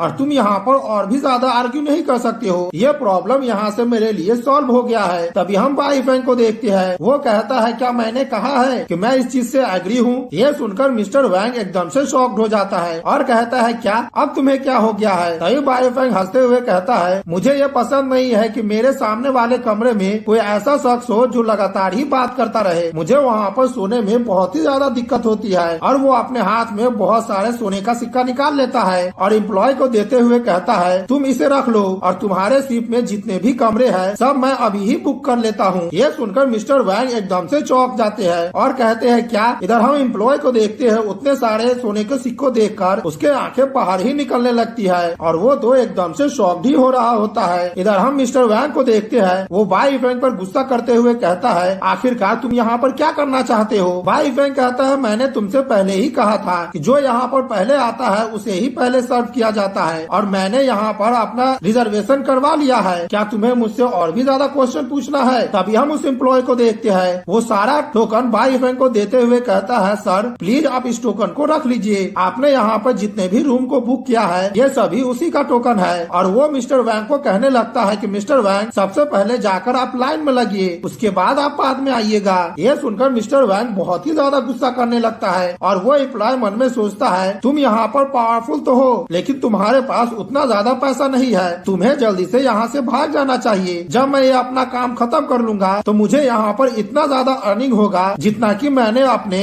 पूरे जिंदगी में नहीं कमाया है। तो मुझे यहाँ पर अब तुम्हारा साइड लेने की कोई भी जरूरत नहीं है। और हम अगले ही सीन में देखते हैं बाईफेंग सारे टोकन को लेकर वहाँ से जाते हुए कहता है ये मेरे लिए बहुत ही अच्छा हुआ है। हम पीछे मिस्टर वैंग को देखते हैं वो गुस्सा करते हुए कहता है लड़के तुम बस रुको मैं तुम्हें पक्का ही नहीं छोड़ने वाला हूँ। तभी हम बाईफेंग को देखते हैं वो थोड़ी देर आगे बढ़ता है और एक शख्स को एक टोकन देते हुए कहता है कि यंग लड़के मुझे ऐसा लगता है कि तुम बहुत ही अच्छे पर्सन हो। तुम यहाँ पर किसी और के तरह एरोगेंट नहीं हो तो मैं ये रूम तुम्हें दे देता हूँ। दूसरा शख्स जैसे ही ये सुनता है तो वो एकदम से शॉक्ड हो जाता है और कहता है क्या इसने वो उतना ज्यादा महंगा रूम इसे ऐसे ही दे दिया है। और जिस शख्स को वो रूम मिला होता है वो तो बहुत ही ज्यादा खुश हो जाता है। ये सब देखकर मिस्टर वैंग बहुत ही ज्यादा गुस्सा करने लगते हैं। तभी प्रिंसेस आकर कहती है ब्रदर तुम उस लड़के को देखो वो वहाँ पर जानबूझकर हम लोगों को नीचा दिखा रहा है। मिस्टर वैंग कहता है मैं जानता हूँ और इसके बारे में तुम्हें मुझे बोलने की जरूरत नहीं है। अगला सीन हम फ्लाइंग बोट का देखते हैं जहाँ पर बाईफेंग अपने कमरे में जा रहा होता है। तभी पीछे से आवाज आती है लड़के तुम रुक जाओ। और तभी बाईफेंग पीछे पलट कर देखता है तो एक मोटा सा शख्स होता है और वो कहता है मास्टर मुझे यहाँ पर आपसे कुछ क्वेश्चन पूछना है। बाईफेंग कहता है क्या मैं तुम्हें जानता हूँ। तभी हम अगले सीन में दोनों को बैठे हुए देखते हैं जहाँ पर दोनों वाइन पी रहे होते हैं और कहते हैं ठीक है हम लोग यहाँ पर आज एक दूसरे से जान पहचान बढ़ा रहे हैं तो इसीलिए हम दोनों को यहाँ पर वाइन पीना चाहिए। और हमें उस लड़के का नाम पता चलता है जिसका नाम ल्यूवी होता है। वो लड़का कहता है कि जब तुम मिस्टर वैंग से आर्ग्यू कर रहे थे तब मैं वहीं पर था और तुमने जैसे ही कहा था कि वो प्रिंस हो या फिर जनरल हो चाहे वो प्राइम मिनिस्टर हो यहाँ पर जो भी आ जाए मैं उसकी बातों को नहीं सुनूंगा। तुमने ये बहुत ही अच्छा कहा था और तुम्हारी ये बोली मेरे दिल को छू लिया।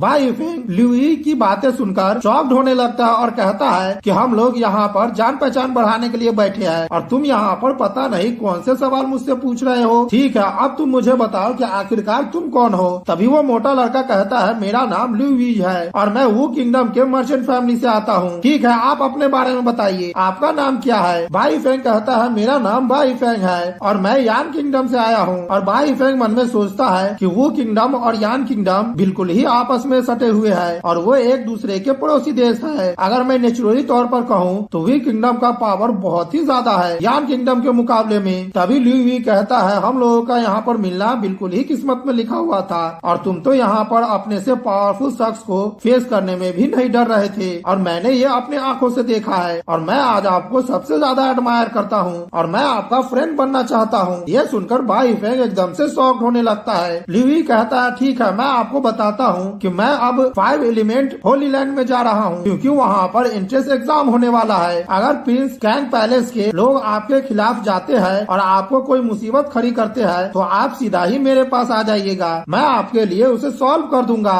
अब तुम्हारे पास एक ब्रदर है और मैं तुम्हें प्रोटेक्ट कर सकता हूँ। तुम आज जाकर आराम से सो सकती हो। उस लड़के की बातें सुनकर बाईफेंग मन में सोचता है आखिरकार मैंने इससे कब कह दिया है कि मैं यहाँ पर चिंता कर रहा हूँ अपने बारे में। और हम देखते हैं वो मोटा लड़का और भी वहाँ पर शराब पीने लगता है। अगला सीन हम थोड़ी देर बाद का देखते हैं जहाँ पर वो मोटा लड़का शराब पीने के कारण वहीं पर ही बेहोश हो गया होता है और उसे देखते हुए बाईफेंग कहता है कि मुझे ऐसा लगता है कि यहाँ पर वो तुम हो जो मेरे लिए बहुत ही ज्यादा मुसीबत खड़ी कर रहे हो। तभी हम देखते हैं वहाँ पर लाइटनिंग होने लगती है, जिसे देखकर बाई फेंग एकदम से चौंक जाता है और कहता है क्या आखिरकार यहाँ पर क्या हुआ है, अचानक से यहाँ पर तेज हवा क्यों चलने लगी है। तभी वो दूसरे लोगों को देखता है जिन लोगों का बैलेंस पूरी तरह से बिगड़ गया होता है। वे लोग चिल्लाते हुए कहते हैं ये अच्छा नहीं हुआ है, यहाँ पर थंडर स्टॉर्म आने वाला है, तो हम लोगों को जल्दी से यहाँ से निकल जाना चाहिए। तभी हम देखते हैं उस बोट पर एक लाइटनिंग आकर स्ट्राइक करती है, जिस वजह से सारे लोग कहने लगते हैं कि कोई आकर मेरी मदद करो, मैं यहाँ पर मरना नहीं चाहता हूँ। दूसरा शख्स कहता है अगर तुम मरना नहीं चाहते हो तो यहाँ से बचकर भागो। इधर हम बाई फेंग को देखते हैं जो देखकर बहुत ही ज्यादा हंसने लगता है और कहता है ये थंडर तो बहुत ही ज्यादा पावरफुल है और साथ में बहुत ही ज्यादा सुंदर भी है। और हम देखते हैं वो सिटी लौट के रिंग को निकाल लेता है, जिसके अंदर से थंडर लाइट निकल रही होती है और बाई फेंग उसे देखते हुए कहता है कि अब तुम्हारी बारी है। जब मैंने इस रिंग को सिटी लॉर्ड से लिया था और यहाँ के आने के रास्ते में मैंने इसके बारे में अच्छी तरह से स्टडी किया है और तब मुझे पता चला है ये एक मैजिकल वेपन है जो कि थंडर पावर को स्टोर कर सकती है। लेकिन जब मैं 7 दिनों से जर्नी में लगा हुआ था, लेकिन जब मैं 7 दिनों से इस रास्ते पर आ रहा था तब वहाँ पर कोई भी थंडर नहीं हुआ है। अब यहाँ पर थंडर हो रहा है तो इसके लिए मुझे अब तैयार हो जाना चाहिए और मैं अपने इस मैजिकल वेपन को और भी ज्यादा पावरफुल बना लूंगा। और हम देखते हैं वो अपने मैजिकल रिंग को लेकर आगे की तरफ बढ़ जाता है और वो जैसे ही आगे बढ़ता है कि उस पर लाइटनिंग गिरने लगती है और सारे थंडर उसी के अंदर ऑब्जॉर्ब होने लगती है। ये देखकर वहाँ पर जितने भी लोग थे सभी लोग एकदम से चौंक जाते हैं और कहते हैं आखिरकार यहाँ पर क्या हुआ है, सारी लाइटनिंग एक तरफ ही इकट्ठा हो रही है पर क्यों। और ये देखकर सभी लोग एकदम से शॉक्ड हो रहे होते हैं। तभी एक शख्स घबराते हुए कहता है आखिरकार यहाँ पर क्या हो गया है, केवल इसी बोट पर लाइटनिंग क्यों हो रही है, क्या इस बोट में प्रोटेक्शन शील्ड नहीं लगा हुआ है। हम इधर बाई फेंग को देखते हैं, वो अपने रिंग में और भी ज्यादा लाइटनिंग को ऑब्जॉर्व कर रहा होता है और कहता है ठीक है तुम जितना ऑब्जॉर्व कर सकते हो ऑब्जॉर्व कर लो, इससे मेरा ही फायदा होगा।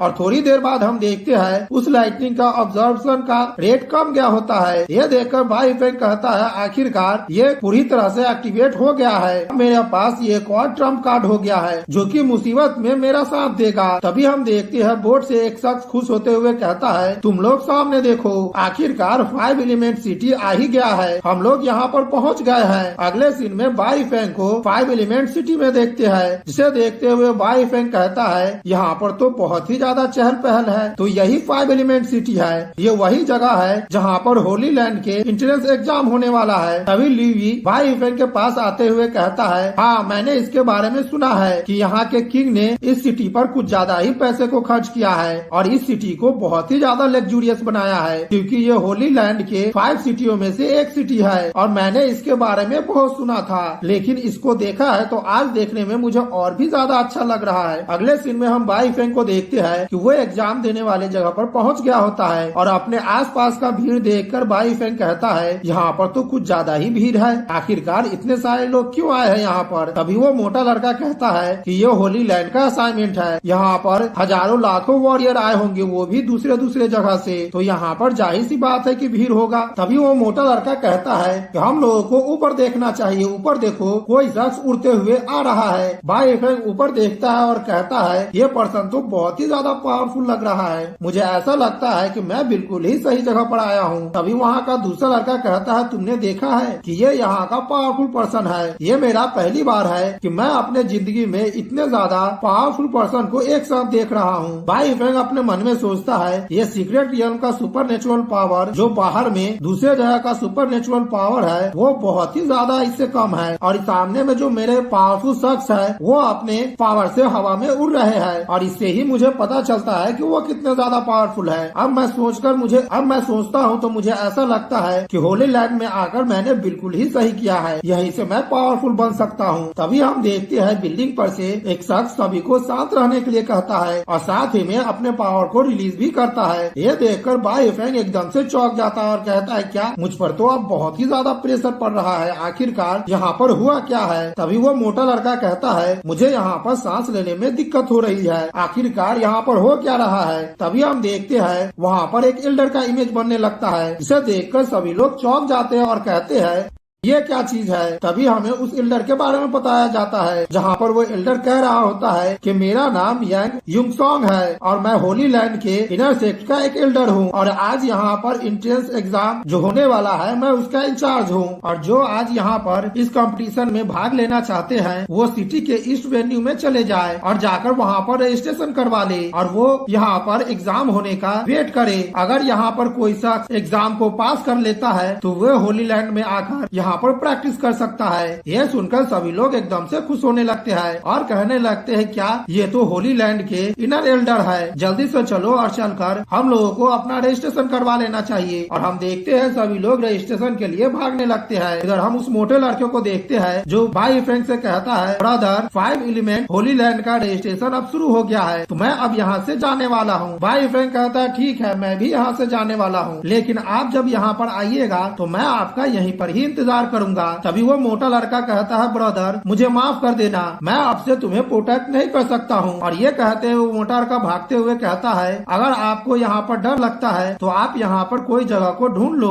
और मिस्टर वे और उसकी बहन से बचकर रहना, और अगर उन दोनों ने तुम्हें नहीं देखा तो तुम यहाँ से बचकर निकल सकते हो। अब तुम अपना देखभाल करना। उस लड़के की बातें सुनकर भाई फिर एकदम से शॉक्ड हो जाता है और कहता है क्या ये लड़का कुछ देर पहले तो बड़ी बड़ी डिंगे मार रहा था, आखिरकार इसे क्या हो गया है। तभी बॉयफ्रेंड कहता है मैंने तुमसे कहा था कि मैं तुम्हारे लिए इंतजार करूंगा, लेकिन तुमने इसका गलत मतलब ही निकाल लिया है। मैं तुम्हारा इंतजार सेक्ट में करूंगा क्योंकि मेरे पास हेवेली एसेंशन ऑर्डर है और तुम्हें इसके लिए चिंता करने की जरूरत नहीं है, हम लोग सेक्ट में जरूर ही मिलेंगे। तभी हम अगला सीन रजिस्ट्रेशन का जगह का देखते हैं जहाँ पर सभी लोग रजिस्ट्रेशन करवा रहे होते हैं और वहाँ का ऑफिसर कह रहा होता है कि तुम लोग लाइन में लगो। और तभी हम कुछ देर बाद का सीन देखते हैं जहाँ पर 2 पर्सन अपने एग्जाम को दे देता है और वो वहाँ पर फेल हो गया होता है। वो निराश होते हुए कहता है मैं यहाँ पर फेल हो गया हूँ। अभी वहाँ का दूसरा शख्स कहता है ब्रदर तुम इसे अपने दिल पर मत लो, मैं तो यहाँ पर कंपटीशन के लिए क्वालिफाई भी नहीं हुआ हूँ और तुम्हें इसके लिए चिंता नहीं करनी चाहिए। तभी हम रजिस्ट्रेशन के पास का सीन देखते हैं जहाँ पर एक शख्स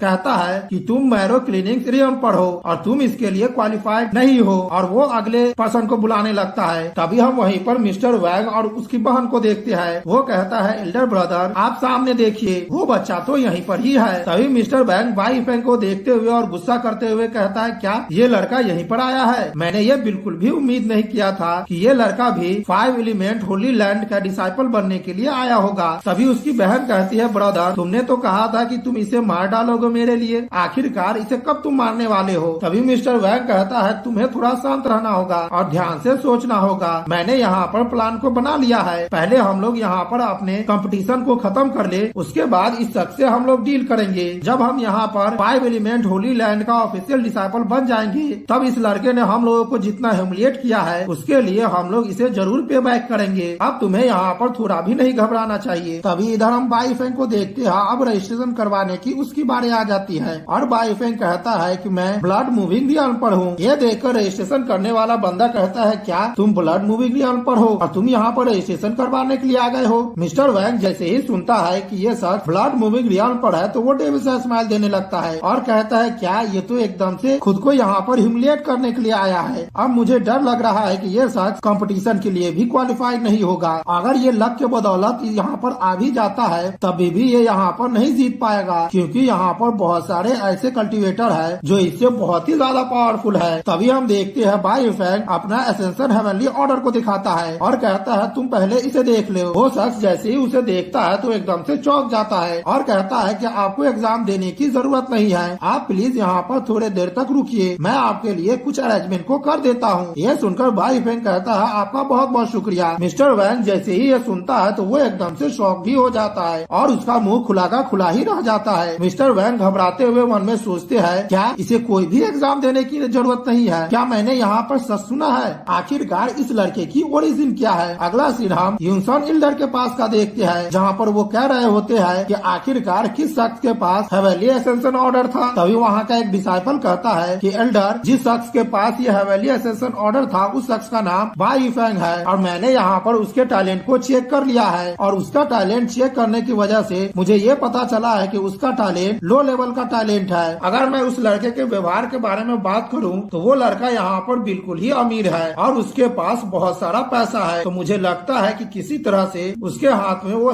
एसेसन ऑर्डर लग गया होगा। एल्डर तो अब आप हमें बताइए कि आखिरकार उस पर्सन से हम कैसे डील करें। तभी एल्डर कहते हैं कि हमारे सेक्ट में रिक्रूट होने के लिए मिनिमम रिक्वायरमेंट मैनो क्लीनिंग के 5th लेवल का कल्टीवेटर होना चाहिए और ये लड़का तो केवल ब्लड मूविंग रियल पर ही है और इसका क्वालिफिकेशन येलो लेवल का है जो कि सबसे लोएस्ट लेवल होता है। ये लड़का मेरे सेक्ट के केवल हैंडीमैन डिसाइपल बनने के लायक है। हालांकि इसके पास हेवनली एसेंशन ऑर्डर है तो हम लोग इसे एक्सेप्ट करेंगे और तुम जाओ और इसे एक और डिसाइपल का प्लेस दे दो। वो डिसाइपल कहता है ठीक है मास्टर और वो वहाँ से चला जाता है। अगले सीन में हम सभी लोगों को एक पक्षी पर देखते हैं जहाँ पर बाय एफेंग कहता है क्यों, अगर मैं ब्लड मूविंग रियल की बात करूँ तो अगर मैं दूसरे जगह पर होता तो वहाँ का मैं जनरल या फिर कमांडर होता और वहाँ पर सभी लोग मुझे बहुत ही ज्यादा रिस्पेक्ट दे रहे होते। लेकिन इस होली लैंड में ब्लड मूविंग रियल का कल्टीवेटर केवल आउटर डिसाइपल बनने के लायक है। वो भी मुझे ऐसा लगता है कि एसेंशन ऑर्डर होने की वजह से मुझे मिला है। मैं यहाँ पर अर्थ से आया हूँ और मेरा टैलेंट केवल येलो लेवल का टैलेंट है क्योंकि मेरा फिजिकल कंडीशन उतना ज्यादा अच्छा नहीं है। ठीक है, मैं इसके बारे में भूल जाता हूँ क्योंकि अगर मैं भविष्य में और भी ज्यादा मेहनत करूंगा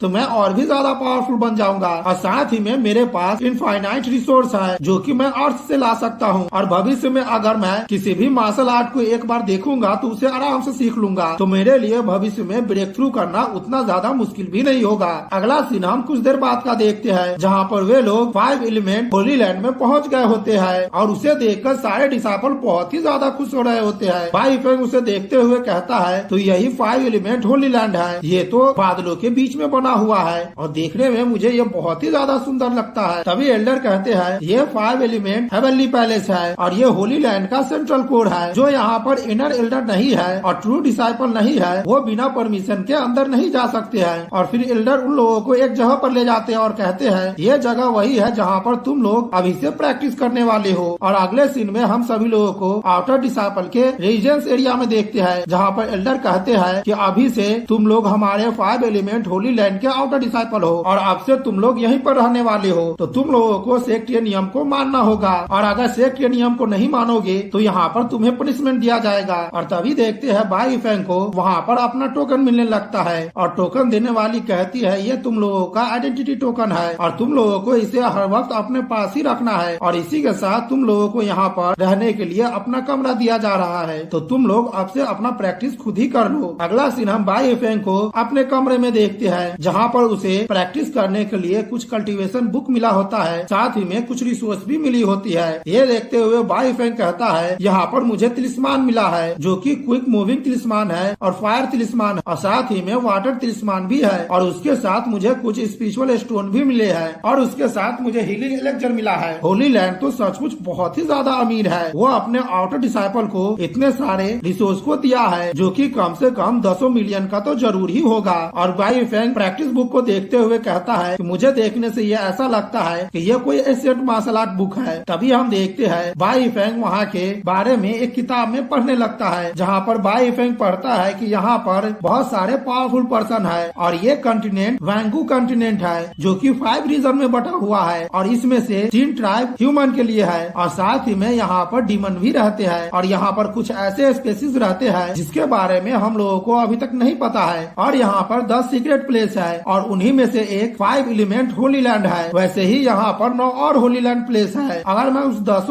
होली लैंड की बात करूँ तो उनमें सबसे ज्यादा मिस्टीरियस वूवी होली लैंड है जिसके अंदर 5 से ज्यादा डिसाइपल नहीं होते हैं, लेकिन जो वो 5 डिसाइपल होता है उसके अंदर एक्स्ट्रा ऑर्डिनरी टैलेंट होता है। ये होली लैंड प्लेस पूरे कॉन्टिनेंट का एक पावर का सेंटर माना जा सकता है जिसके पास बहुत ही ज्यादा स्ट्रेंथ होती है और ये सेक्ट पूरे जगह को डोमिनेट करती है। और अगर हम लोग यहाँ पर जेनवू होली लैंड की बात करें तो वो लोग केवल स्वॉर्ड ट्रेनिंग पर ही निर्भर रहते हैं और स्वॉर्डमैनशिप ही सीखते हैं। यहाँ पर कुछ ऐसे होली लैंड है जो कि केवल फीमेल डिसाइपल को एक्सेप्ट करते हैं और वो भी एक्स्ट्रा ऑर्डिनरी फीमेल डिसाइपल। और वैसे ही यहाँ पर 5 एलिमेंट होली लैंड है जो कि 5 भागों में बांटा गया है, गोल्डन वुड, वाटर, फायर और अर्थ। और मैं यहाँ पर जो प्रमोट होकर आया हूँ वो अभी यहाँ पर सबसे क्वालिफिकेशन में नीचे है। यहाँ पर 10 होली प्लेस में 10 इम्परर है और बाय फेंग ये देखते हुए मन में सोचता है अगर मुझे इसके बारे में पता होता पहले तो मैं यहाँ पर पहले ही आ जाता। हालांकि मेरे पास इंडलेस मनी है और मैं यहाँ पर शॉर्टकट भी ले सकता हूँ और बॉडीगार्ड को हायर कर सकता हूँ, लेकिन अगर मैं यहाँ पर वेस्ट हूँ तो मेरे पास जितना भी वेल्थ है और जितने भी स्टेटस है मैं सभी को ही खो दूंगा। और अगर मैं यहाँ पर स्ट्रांग बन जाता हूँ तब तो यहाँ पर कोई भी मुझसे मुकाबला करने की हिम्मत नहीं करेगा। अगर मुझे अब यहाँ पर अपने स्ट्रेंथ को इंक्रीज करना है तो मुझे यहाँ पर अपने बॉडी को क्लीन करने का रास्ता ढूंढना होगा और साथ ही में मुझे अपने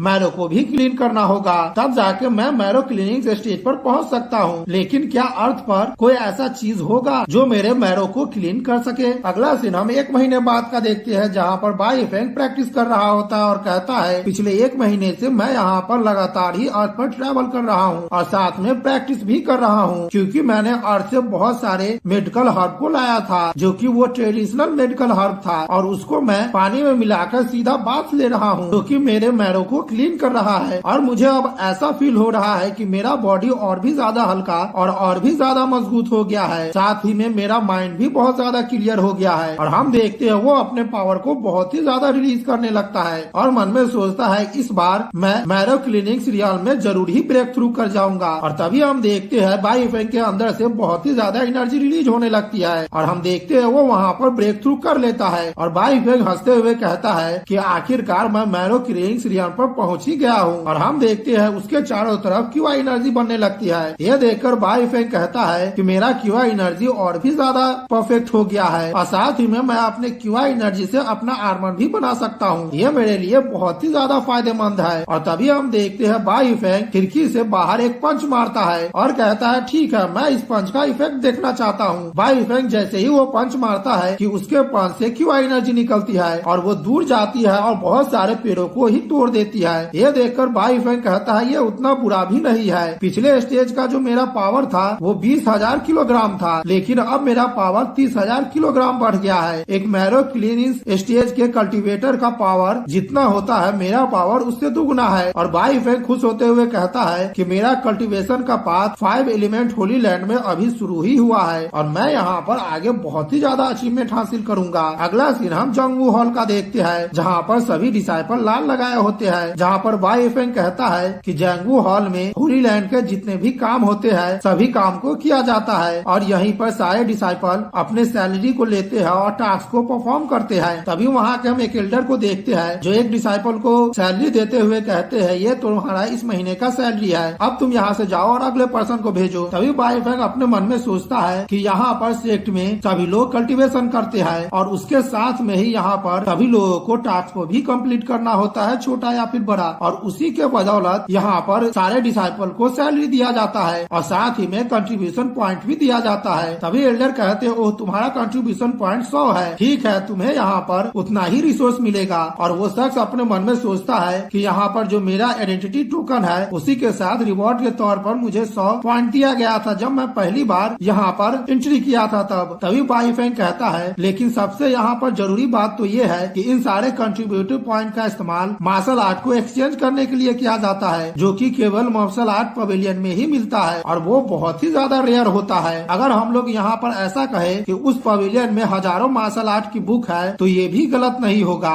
और अगर वहाँ क्या एक भी मार्शल आर्ट तुम्हें मिल जाए तो उस वॉरियर का पावर इतना ज्यादा बढ़ जाएगा कि वो अपने जैसे 10 वॉरियर को हरा सकता है। और एल्डर ने मुझे मेंशन किया था कि यहाँ पर 3 रास्ता है कि मैं अपना कंट्रीब्यूशन पॉइंट को ऑब्टेन कर सकता हूँ। सबसे पहला रास्ता है कि डिसाइपल को यहाँ पर अपना ग्रुप बना लेना पड़ता है और मास्टर को पकड़ना पड़ता है या फिर उसे मारना पड़ता है। अगर ऐसा वो डिसाइपल कर लेता है तो उसे 300 कंट्रीब्यूशन पॉइंट मिलते हैं। और दूसरा टास्क ये है कि एक डिसाइपल दूसरे डिसाइपल को चैलेंज करता है और साथ ही में वहाँ पर उन दोनों के अंदर बेट भी लगता है और वहाँ पर जो भी शख्स जीतता है उसे 300 से लेकर 1000 कंट्रीब्यूशन पॉइंट तक मिलते हैं और वो एक इंटरमीडिएट टास्क होता है। और अगर मैं एडवांस टास्क की बात करूँ तो उसे पर्पल मिशन भी कहा जाता है और उसका रिवॉर्ड 1000 कंट्रीब्यूशन पॉइंट से लेकर 5000 कंट्रीब्यूशन पॉइंट तक होता है। और हाँ, इसी में एक ऐसा भी रास्ता है जिसमें अगर तुम्हारे पास कोई ट्रेजर भी है तो तुम उसे देकर कंट्रीब्यूशन पॉइंट को कमा सकती हो। और यहाँ पर तीसरा रास्ता ये है कि तुम यहाँ पर क्रिमिनल को मार सकते हो जो कि होली लैंड ने वांटेड लिस्ट में बनाया है और इस तरह से तुम अपने कंट्रीब्यूशन पॉइंट को बना सकते हो। और तीसरा रास्ता जो है उसमें बहुत ही ज्यादा कंट्रीब्यूशन पॉइंट मिलता है, लेकिन उसमें बहुत ज्यादा रिस्क भी होता है क्योंकि हमें क्रिमिनल से लड़ना होता है और क्रिमिनल यहाँ पर बहुत ही ज्यादा खूंखार होते हैं। वे तुम पर किसी भी तरह का मर्सी नहीं दिखाने वाले हैं। बाई फेंग ये सोचते हुए मुस्कुराते हुए कहता है कि कंट्रीब्यूशन पॉइंट सेट के द्वारा जो दिया जाता है वो बहुत ही ज्यादा लो है और एक क्रिमिनल को मारना बहुत ही ज्यादा रिस्की है। अगर अगर मैं यहाँ पर अर्थ जाकर ट्रेजर को इन लोगों को लाकर दे दूं तो वो मेरे लिए बहुत ही ज्यादा अच्छा है। मुझे ऐसा लगता है कि ये टास्क केवल मेरे लिए ही है और इससे मुझे बहुत ही ज्यादा फायदा मिलने वाला है। लेकिन 5 element Holi land ringing city से बहुत ही ज्यादा बेटर है। यहाँ का फ्रेश एयर बहुत ही ज्यादा अच्छा है, लेकिन ये 5 एलिमेंट होली लैंड जितना ज्यादा अच्छा है उतने ज्यादा यहाँ पर पावरफुल पर्सन भी रहते हैं। अगर मैं यहाँ पर उतना ज्यादा अच्छा ट्रेजर को निकालूंगा तो पता नहीं मुझे अगला टारगेट कौन बना ले। हालांकि मैं यहाँ पर किसी से भी नहीं डरता हूँ, लेकिन मैं अब सेक्ट में हूँ तो मुझे सेक्ट के नियम को तो मानने ही होंगे और मैं चोरी छुपकर उन लोगों को ट्रेजर भी दे सकता हूँ। इससे मुझ पर कोई भी मुसीबत नहीं आएगी। तभी हम देखते हैं बाई फेंग एल्डर के पास जाता है और कहता है एल्डर मैं यहाँ पर लो लेवल का मिशन लेना चाहता हूँ। तभी अगला सीन हम दूसरे जगह का देखते हैं जहाँ पर एक शख्स बहुत सारे नए स्टूडेंट को रोके हुआ होता है और कहता है तुम लोग यहीं पर रुक जाओ और ओबीडियंट बनो और तुम्हारे पास जितना भी स्पिरिट स्टोन है सभी मुझे दे दो। वो सब कहने लगते हैं ठीक है सीनियर ब्रदर, मेरे पास जितना भी स्पिरिट स्टोन है तभी मैं आपको दे देता हूँ। तभी वहाँ पर दूसरा शख्स आते हुए कहता है सीनियर ब्रदर गाँव तो बहुत ही ज्यादा स्मार्ट है, वो यहाँ पर रोड पर खड़े हुए हैं और जो भी शख्स यहाँ से जाता है उसके स्पिरिट स्टोन को ले लेते हैं। ये बहुत ही अच्छा तरीका है अमीर बनने का। तभी हम वहाँ पर आउटर डिसाइपल गावियान को देखते हैं। वो कहता है ब्रदर वैंग ने जो कहा है वो बिल्कुल ही सच है। ये लोग यहाँ पर खुद से ही मुझे स्पिरिट स्टोन दे रहे हैं और मैं तो इन लोगों को फोर्स भी नहीं कर रहा हूँ। और वो ड्रामा लुक देते हुए कहता है क्या मैं सच कह रहा हूँ? वो शख्स घबराते हुए कहता है हाँ आप बिल्कुल ही सच कह रहे हैं। और वो घबराते हुए कहता है सीनियर ब्रदर गाँव यहाँ पर अब लेट हो रहा है, मैंने अपना स्पिरिट स्टोन आपको दे दिया है तो क्या अब हम लोग यहाँ से जा सकते हैं? गावियान उस डिसाइपल को मारते हुए कहता है यहाँ पर तुम्हें जाना है या फिर नहीं जाना है वो मैं डिसाइड करूंगा और तुम्हें कहूंगा। दूसरा डिसाइपल उड़ता हुआ अपने साथियों के पास चला आता है जिसकी हालत को देखकर सभी डिसाइपल कहने लगते हैं क्या तुम ठीक हो? वो शख्स कहता है मैं ठीक हूँ। अभी हम सीनियर स्टूडेंट को देखते हैं। वो बाईफेंग को देखते हुए कहता है आखिरकार ये लड़का यहाँ पर आ ही गया है। गावियन कहता है मिस्टर वैंग क्या तुम इस लड़के को जानते हो? मिस्टर वैंग गुस्सा करते हुए कहता है हाँ मैं इसे जानता हूँ और मुझे इससे बदला भी लेना है। तभी मिस्टर वैंग गावियन से कहने लगता है सीनियर ब्रदर तुम मेरी बातों को ध्यान से सुनो। जब मैं कुछ दिनों पहले स्पिरिट बोर्ड से आ रहा था तब इससे मिला था और वो उसे सारी बातें बताने लगता है। यह सुनकर सीनियर ब्रदर गाँव बहुत ही ज्यादा खुश होने लगते हैं। तभी मिस्टर वैंग कहता है हालांकि मैं नहीं जानता हूँ कि ये पर्सन कहाँ से आया है और इसका ओरिजिन क्या है, लेकिन इसके पास बहुत ही ज्यादा पैसा है और बाद में मैंने इसके बारे में पता किया तो मुझे पता चला कि ये केवल ब्लड मूविंग रियल पर ही है और हेवेली एसेसन के द्वारा हमारे सेक्ट में एंट्री किया है। ये जरा भी पावरफुल नहीं है। गावियन खुश होते हुए कहता है जो शख्स यहाँ पर हेवेली एसेसन ऑर्डर को अफोर्ड कर सकता है तब तो उसका फैमिली बहुत ही ज्यादा अमीर होगा। मुझे ऐसा लगता है कि मुझे अब यहाँ पर अच्छा सामान मिलने वाला है। अपने आसपास के माहौल को देखकर बाईफेंग कहता है मैंने यहाँ पर पहले जो सोचा था वो बिल्कुल ही सही है। अगर मैं यहाँ पर ट्रेजर को किसी के सामने दिखाता हूँ तो मेरे लिए यहाँ पर बहुत ही ज्यादा मुसीबत खड़ी हो जाएगी और मैं उतना ज्यादा स्ट्रॉन्ग भी नहीं हूँ। मेरे लिए अच्छा यही होगा कि मैं अभी किसी के साथ ना मुसीबत में फंसूं, नहीं तो मुझे अपना ट्रम्प कार्ड इस्तेमाल करने की जरूरत पड़ जाएगी। तभी हम देखते हैं बाईफेंग के सामने गावियन आ जाता है और कहता है जूनियर ब्रदर तुम मुझे यहाँ पर कुछ दो।